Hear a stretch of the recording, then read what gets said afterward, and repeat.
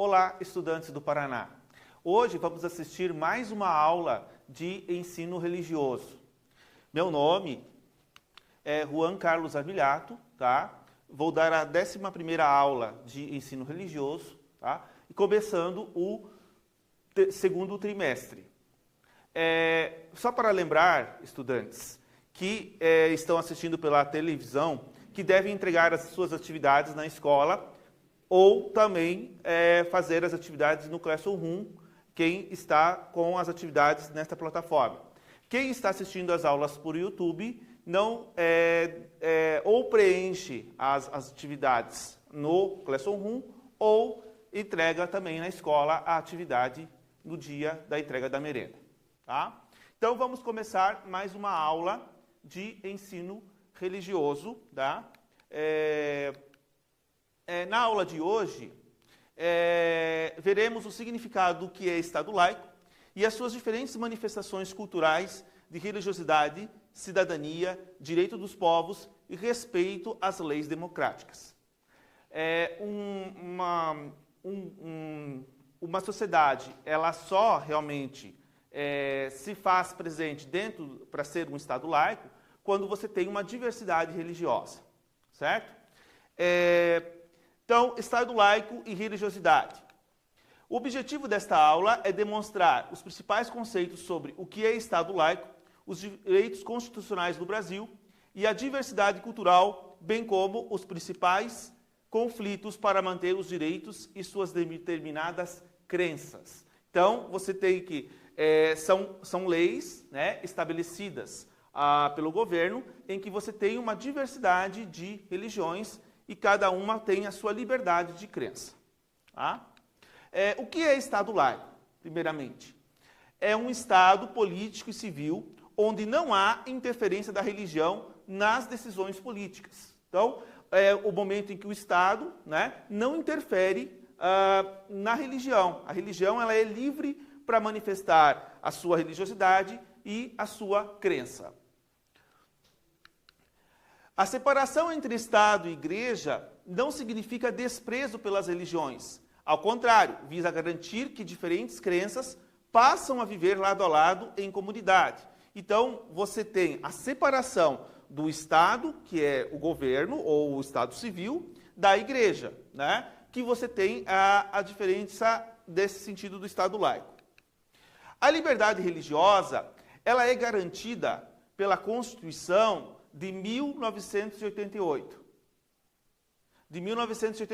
E está descrita no artigo 5º, que possui 77 incisos sobre os direitos fundamentais garantidos aos cidadãos. Então, desde a democrática, que foi feita em 1988, tá? Nós temos a abertura para a democracia, houve, de fato, né, a liberdade religiosa para todas as religiões.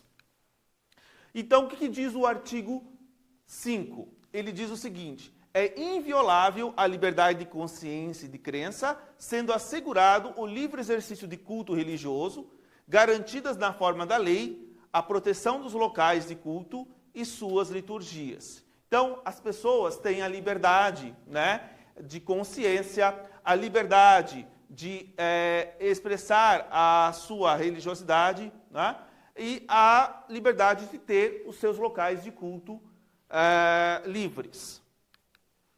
Exemplificado, isso significa que os governos não podem agir no sentido de obrigar as pessoas a adotarem uma outra religião ou de proibir os cidadãos de seguirem uma crença e participarem de cultos. Ou seja, cada um é livre para seguir a religião que realmente lhe cabe, né? A pessoa tem que ter consciência daquilo que ela vai, digamos, acreditar. Assim, os brasileiros e os estrangeiros que se encontram em território nacional devem ter liberdade de escolher se serão pertencentes a uma religiosidade ou não. Tem pessoas que realmente não querem ter a religiosidade, tá? São pessoas que não professam crença, tá? Dessa forma, garante o direito de não ter religião, ou ser ateu, como eu falei, né? Ou ter a convicção filosófica, que não estejam vinculadas a nenhuma religião. E o que ela diz realmente? A Constituição Imperial já garantia a liberdade religiosa, porém, com certas restrições para cultos que não fossem católicos. Porque, de certa forma, a religião no Brasil naquela época era o catolicismo, tá? Então ela era meio que a religião oficial. E por ela ser a religião oficial, as outras religiões não poderiam expressar seu culto. Quer dizer, havia uma certa proibição dessas expressões, tá? Na época, o Brasil ainda não era um Estado laico, por isso que não poderia ter tido isso, tá? E a religião oficial era o catolicismo, tá? O Estado passa a ser laico no Brasil com a promulgação da Constituição de 1891, com a proclamação da República. Então, nesta época, o Império ele cai, né? Houve a proclamação da República, né? O governo se torna um Estado civil e passa a existir o Estado laico. E, nesse sentido, as religiões passam a ter mais liberdade do que tinham na Constituição de 1824. Tá? Num Estado laico, pessoas de qualquer crença têm o direito de disputar os cargos de autoridade máxima do Estado, como o de presidente. Então, qualquer pessoa de qualquer religião pode, de certa forma, disputar qualquer cargo, sendo político, sendo cargos em instituições, cargos de gestão pública. Elas têm essa liberdade de exercer essa atividade dentro de um Estado laico, né, que representa o Estado civil de fato. Garantir a liberdade de crença e consciência no Brasil é garantir a pluralidade de um país composto por povos das mais diversas origens, culturas, tradições, crenças, folclores e religiões diferentes. Todo mundo sabe, né, que no Brasil nós temos diferentes tipos de culturas. Não é só cultura religiosa, nós temos a cultura do gaúcho, nós temos a cultura do nordestino, nós temos a cultura do paulista, nós temos a cultura do mineiro. Né? Então você tem diversos diferentes tipos de cultura dentro de um mesmo país. Né? E diferentes tradições, diferentes folclores, todo mundo aqui já deve ter ouvido histórias de folclore, né?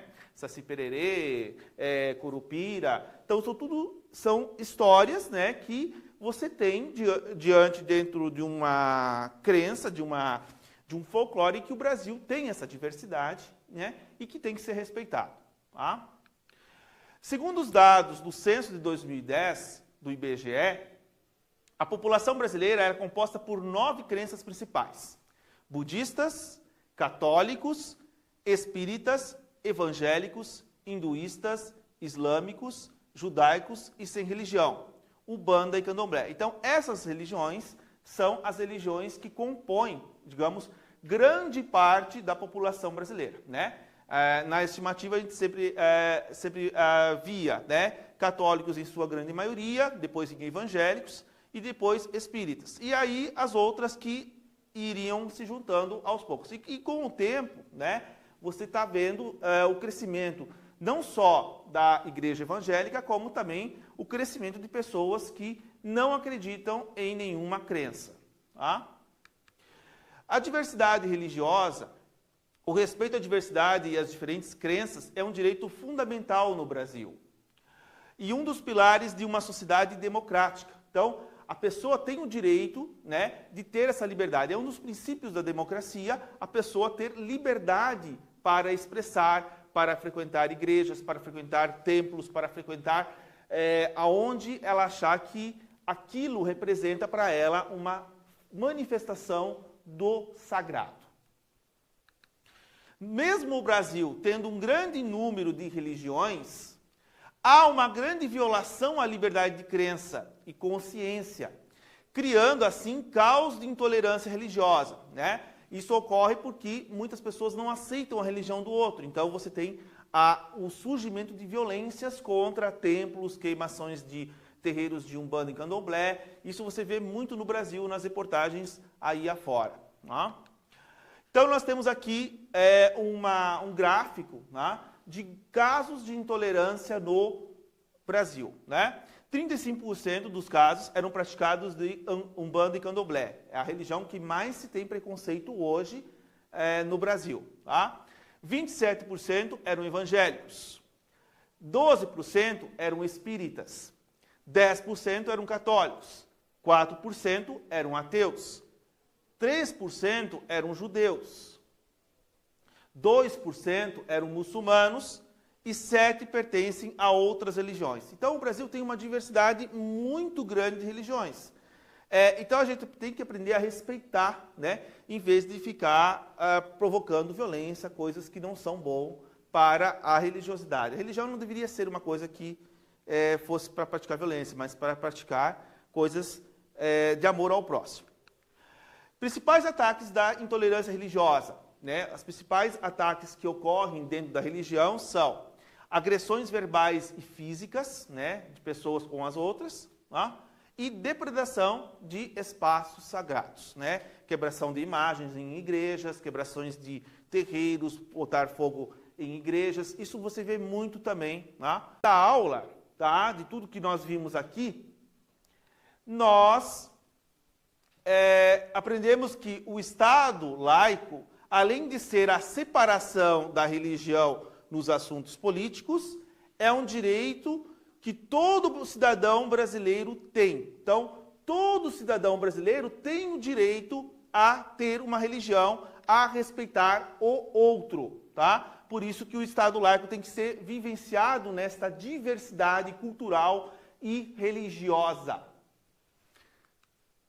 Para expressar sua crença e religião, o Estado laico confere o respeito à diversidade religiosa dentro de uma sociedade comum como um todo, ou seja, a diversidade religiosa ela tem que ser abrangente como um todo, ela tem que abranger todos os lados da sociedade, todos os ambientes, todas as culturas, todas as instituições, ou seja, você tem que vivenciar e respeitar, aprender, a conhecer a diversidade, a diferença de opiniões, a diversidade religiosa de todos, né? Porque isso é respeito, é você saber, né, conviver em sociedade, né? O próprio filósofo Aristóteles já dizia, né, que o homem, ele só é um ser humano, de fato, se ele viver em sociedade com o outro, né? Porque se ele não viver em sociedade e ele pensar por si próprio, ele não vai ser um ser humano, ele não vai ser um ser racional, né? Então, a racionalidade, ela é um ponto a ser visto no sentido de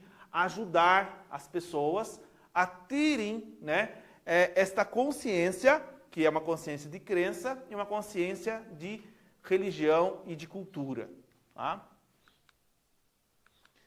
Então, encerramos essa aula para que vocês possam entender um pouco mais, né, sobre o que seria a religião, né? O que a religião pode nos trazer de bom? Ela pode nos favorecer a abrir a nossa mente, a ter o respeito melhor entre as pessoas, né? E, basicamente, nós termos, de fato, a vivência com pessoas diferentes, com culturas diferentes. Isso é aprendizado, gente. Aprendizado não é só na escola. O aprendizado se dá também conhecendo outras culturas, conhecendo pessoas de religiões diferentes, sabendo respeitar, né? Ter uma certa honestidade com o outro. Isso tudo ajuda a ser uma pessoa íntegra, né? E você vai ser uma pessoa religiosa ou não.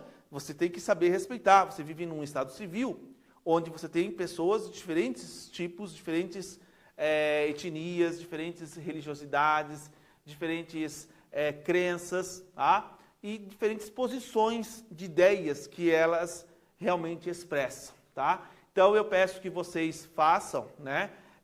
Assistam essa aula, né, no YouTube ou na televisão, façam as atividades novamente, né? E entreguem essas atividades na escola no dia da merenda ou, né, façam as atividades do Classroom para marcar a presença de vocês, tá? Na próxima aula, teremos outro assunto relacionado, né, ao ensino religioso de fato, né? Eu agradeço a todos, né? Tenham todos uma boa semana, tá? E voltamos em breve. Até mais.